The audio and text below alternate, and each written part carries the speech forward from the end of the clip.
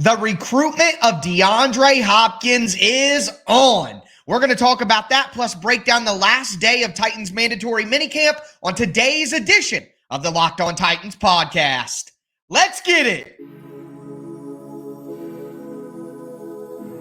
You are Locked On Titans, your daily Tennessee Titans podcast, part of the Locked On Podcast Network, your team every day.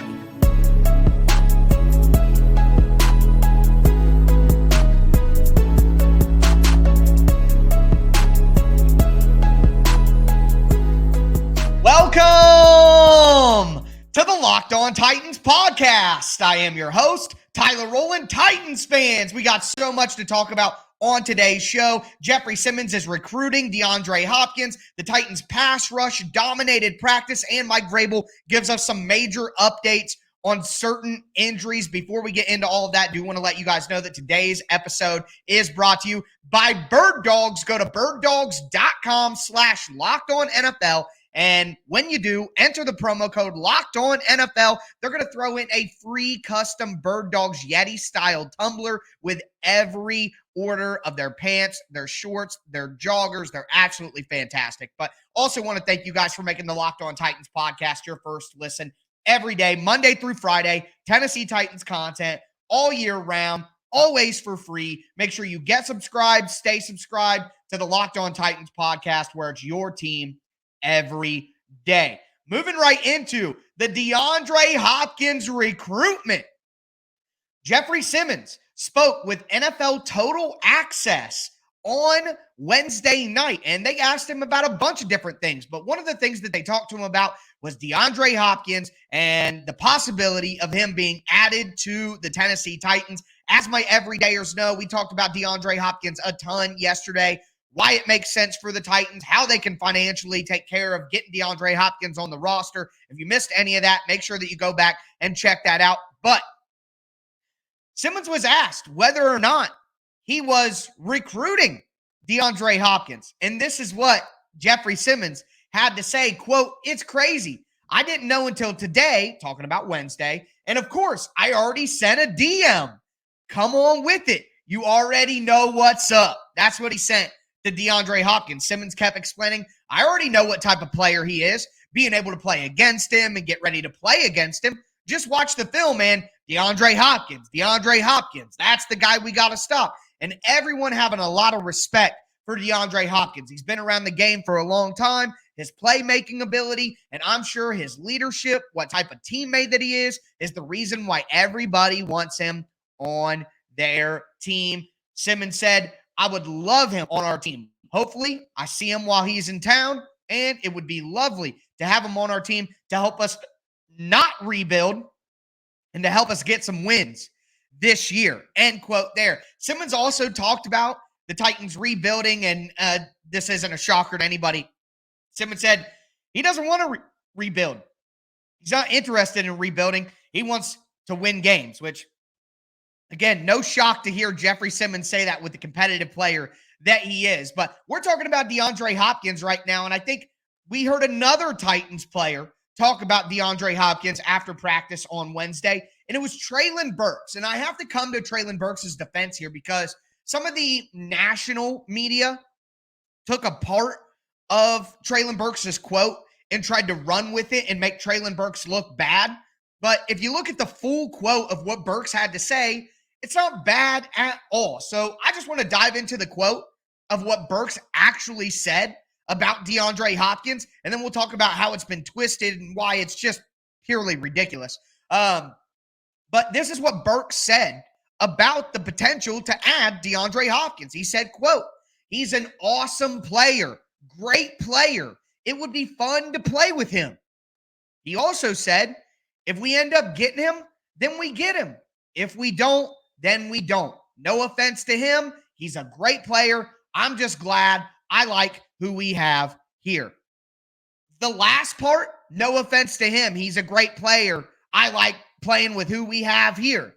That's all that was used as the headline for a lot of these national places. Trying to make Burks look like he's saying, "Hey, he's a great player, but I don't want him." That is not what happened. Go back and watch the press conference. Watch the way Burks talked about it. And it's funny how they conveniently leave out that first quote. He's an awesome player, great player. It would be fun to play with him. If we end up getting him, then we get him. He's a great player. He said it multiple times. But people are trying to twist Treylon Burks' words and act like he doesn't want to play with DeAndre Hopkins, which is absolutely ridiculous. And that's not what he said. And just taking out the last part without including the first part, like, listen, I guess at the end of the day, I am media. I write for Sports Illustrated. I do the podcast here. I go on the radio shows and talk Titans. I guess you could say I am the media. But at the end of the day, to me, this is just a classic case of the media trying to create a problem where there isn't a problem. I mean, Burks said great stuff about DeAndre Hopkins, and he just said, I like the guys we have here, though, too. And what do you want him to say? Do you want Burks to go out there and say, yeah, all the guys that I'm playing with right now are bums. We need to get Hopkins right now. I mean, that may be true, and that may be what he's actually thinking, but you don't go out there and say that in the middle of freaking mandatory minicamp and crap on all your teammates for a guy who might not even be on the team. So I just wanted to talk about Burks' full comments, explain what's going on here, and at the end of the day, the best player on the Titans, Jeffery Simmons, is in the DMs with Hopkins, and they asked Jeffery Simmons if Hopkins responded. He said that he did, but he wouldn't tell us what Hopkins said. So the DeAndre Hopkins story still ongoing. He'll meet with the Titans on Sunday. Maybe we get some news out of that meeting and how it went down and how it took place. And if so, of course, I'll be back with you guys on Sunday night on YouTube, on Monday morning for my podcast, folks, breaking down everything you need to know. But with that being said, we got to get into Titans mandatory minicamp. Day 3 took place, and the pass rushers dominated a portion of practice. We're going to discuss that. Plus, Mike Vrabel gave some injury updates on some key players. We're going to go into that at the end of the show as well. Before we get into the rest of today's show, though, I got to tell you guys about our sponsor, Birddogs. All right, this is weird. This is getting weird, but look, guys, look at the Birddogs. You see this? You see how stretchy these are? You see how comfortable these shorts are? Look at this. This is an all-time moment on the podcast. Look at these. Look at these Birddogs. They're absolutely beautiful. I love Birddogs. I'm back. Don't worry. If the audio got a little weird, because I was showing off my Birddogs. There is not a more comfortable pair of shorts that I've ever worn in my life than Birddogs. They're not made with cotton. They're not boxy. And look, these are like workout shorts, but they have khaki shorts as well. They have joggers. They have pants. I mean, these are the most comfortable things I've ever worn in my life. I'm not just selling it. I'm telling you guys the full-on truth. They have anti-stink, sweat-wicking fabric.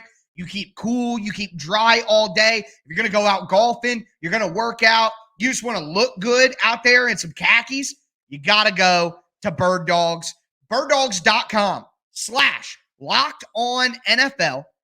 Enter the promo code LockedOnNFL. You're going to get a free Yeti-style tumbler with your order. I mean, that is great value. That's birddogs.com/LockedOnNFL for a free Yeti-style tumbler with your order. You will not want to take your Bird Dogs off. I promise you that.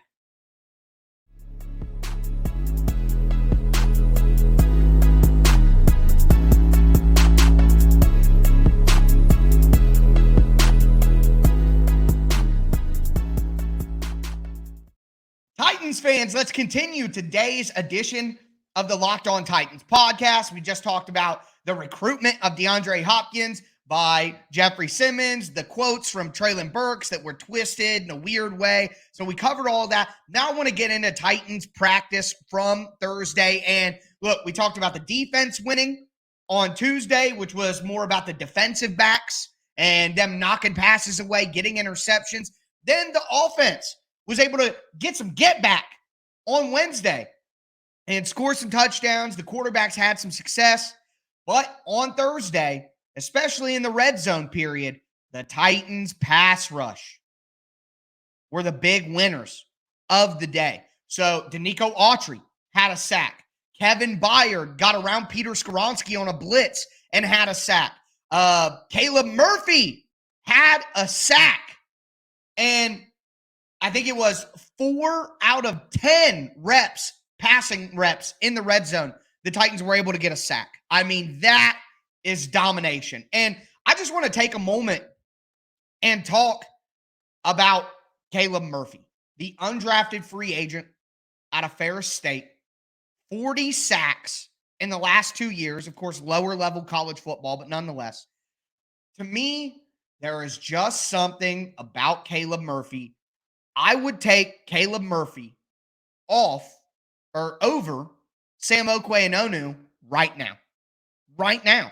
And Sam O has been out for the entire summer process so far. So give me Caleb Murphy with his incredible pass rushing toolbox. And just want to throw this in here as well. After practice, Caleb Murphy working with Danico Autry one-on-one, talking about handwork, how he adjusts to certain blocking attempts, certain techniques from offensive tackles and offensive linemen. He's talking about how he uses his hands, how he gets around. And listen, there is no better person on the Titans to talk to about handwork than Danico Autry. That man has a nasty swipe move, swim move, rip moves. I mean, whatever you want, Danico Autry has it in the bag. So you see Caleb Murphy producing in practice, making plays in practice, getting his name mentioned. And then you see him putting in the work after practice to work on his craft with one of the smartest guys in the entire locker room for the Titans. I mean, that's the type of stuff that in these summer months gets me fired up. The Titans need another edge rusher, in my opinion. They need another pass rusher, whether that be somebody to step up from the young group or whether that be a veteran that they bring in. I don't want to just have Landry coming back from an ACL, Weaver, Arden Key, who's been a role player for most of his career when he's had good moments, and then Sam Okwe-Enonu. I mean, that's not good enough to me. So if Caleb Murphy could join that group and actually put himself in a position to be one of the top 4 edge rushers on the team, that would not only be awesome for Caleb Murphy, but that would be awesome for the Titans as a football team in general. Okay, they need that. They need that. And I'm going to do a roster battles series as we get closer to training camp, where I literally look at 2 individual players and determine, who is going to win the spot for the one roster spot that makes sense for those players. And Murphy is a guy who I'm going to be looking at with Sam Okwe-Enonu. So I think Murphy can take that spot immediately. I do. Outside of that, do want to talk a little bit about the offense because the offense did have some success here. Tannehill threw a touchdown pass over the middle to Tajay Spears. Spears was being covered by Elijah Molden. He got lost in the traffic over the middle. Spears was able to get a touchdown. Malik Willis, man, listen, I will eat crow if necessary on Malik Willis, but he threw a dart on a post route to Racey McMath. Should have been a touchdown, and Racey McMath dropped it. So I just said the roster battle series, we're going to look at Caleb Murphy versus Sam Okwe-Enonu.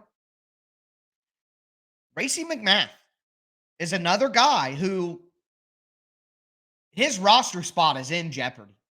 Okay? I talked about this, I think, yesterday. My everydayers will know. And I talked about doing the balancing beam.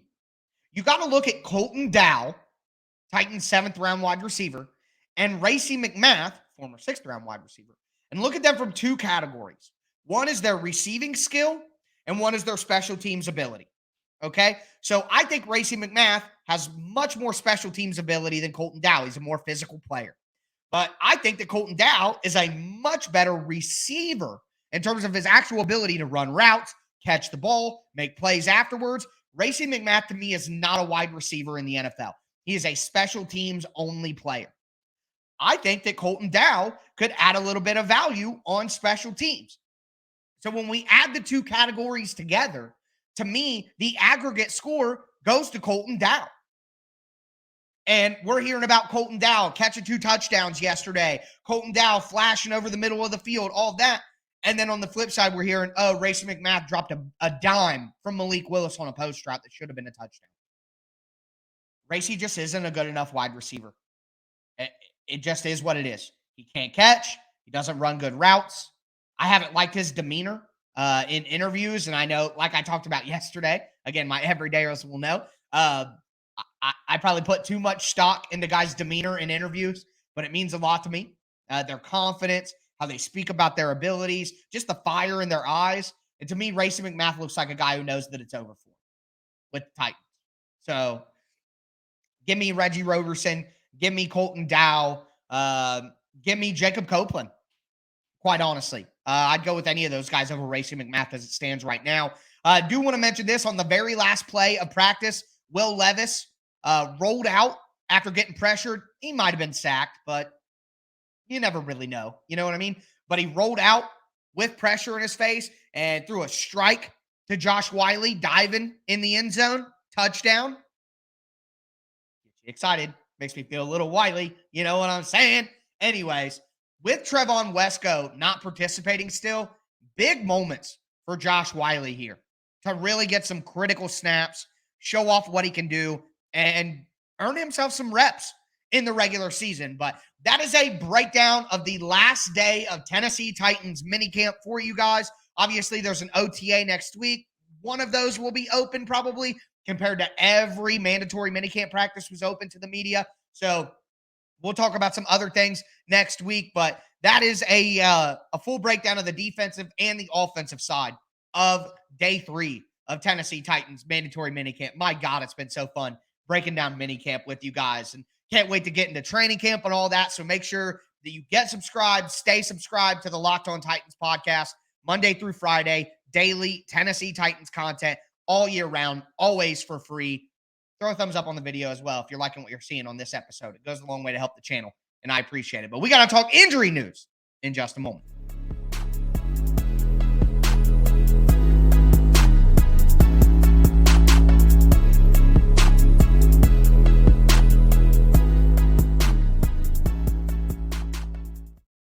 Titans fans, let's cap off today's edition of the Locked On Titans podcast. We talked about the recruitment of DeAndre Hopkins from Jeffery Simmons, some comments from Treylon Burks that got twisted. We also talked about minicamp practice. The defense had their moments. The offense had their moments. Really liking the vibe of what's going on with the Titans right now. And I think that DeAndre Hopkins news might have juiced everybody up a little bit, because I think everybody knows that's what the Titans need if they want to be a serious team this year. But Mike Vrabel gave some important injury updates before practice. Not only did he talk about the guys who are injured, but he gave kind of an update on if they might be available for training camp. So I want to get into all of that before we do. Thanks again for making the Locked On Titans podcast your first listen every day, Monday through Friday. Tennessee Titans content all year round, always for free. Make sure you get subscribed, stay subscribed. It's your team every day here on the Locked On Titans podcast. But as for players who were not at practice on Thursday, it was the usual suspects: Caleb Farley, Christian Fulton, Josh Thompson, Harold Landry, Sam Okwe-Nonu, Dylan Radins, Trevon Wesco, but also Teair Tart did not practice on Thursday. Tart met with the media on Wednesday after practice. So I'm hoping that it's just a rest day for Tart, who plays a physical style, is a heavy guy because he plays nose tackle, probably takes a toll on him being out there in that heat. So hopefully it's just a veteran rest day for Teair Tart. But as for some of these other guys that we've been wondering about, Farley, Fulton, Landry, Radins. Again, Mike Vrabel gave us a significant update on pretty much every single one of those guys.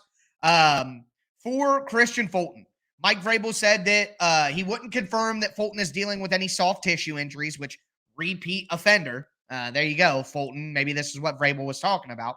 But he said that Fulton has been in the building and that he imagines that Fulton will be ready for training camp. So doesn't look like it's a serious injury, but you have to wonder. Fulton was working out on his own for the first week of OTAs. And then after that, he came back in, but didn't participate. Did Fulton get hurt during his training? And he said, crap, if I got hurt doing my training away from the team, Vrabel is going to be pissed. So even though I'm hurt, I'm going to get back in the building. You got to wonder. All right. It only leads us to wonder. But Vrabel did say that he expects Fulton will be ready to go for training camp. So nothing long-term, nothing to freak out about there. As for Harold Landry, Mike Vrabel said that Harold Landry's getting closer. He said he wouldn't make any promises about his status for training camp, but he feels optimistic that Harold Landry may be ready for training camp. So that's good news. Landry, I think, needs a training camp to get, back comfortable in his, not only his body, but his mind dealing with the injury. A lot of athletes will tell you that it's not even your body that you got to get comfortable with after an injury. It's the mental block of not wanting to get injured again, going 100%, all of that different stuff. So I want Harold Landry to have as much time as possible in practice to kind of build that confidence back. So hopefully he's ready to go. Caleb Farley, still not ready to go. Mike Vrabel did say, he confirmed, he had a back procedure, which we knew about at the end of the season. He said he's making progress. He's been lifting. So he's not out on the field, but he's lifting. I mean, guys, I don't know what else to say. I wrote about this earlier on Thursday, and I put in there, Farley has been ravaged by injuries his entire NFL career. He was coming off a back procedure for his rookie year. He tore his ACL his rookie season. Coming off the ACL, he had another back injury in his second season. Now we're getting ready to go into training camp, and he's not necessarily ready to be out on the field. Farley is a guy who switched from wide receiver to cornerback when he came to college. He just desperately needs cornerback reps. He needs snaps. He needs to go out and play. And these injuries just continue to derail the one thing that he needs. And as the days pass, it's just more and more likely than ever that he's just going to be a complete bust, And the Titans are never going to get any value out of him, which is sad. And I feel bad for Farley as well. It's different. Isaiah Wilson threw his career away being a knucklehead. Farley cares. Farley wants to play ball. Farley wants to be on the team. And his body just betraying him. It's just betraying him. So you feel bad for him there. Finally, Dylan Radins. Mike Vrabel did say he does not believe that Dylan Radins will be ready for training camp. At the end of the day, Radins tore his ACL in week 15. He's a bigger guy being an offensive lineman. I just don't think that we should count on Dylan Radins this season. I've been saying it all season.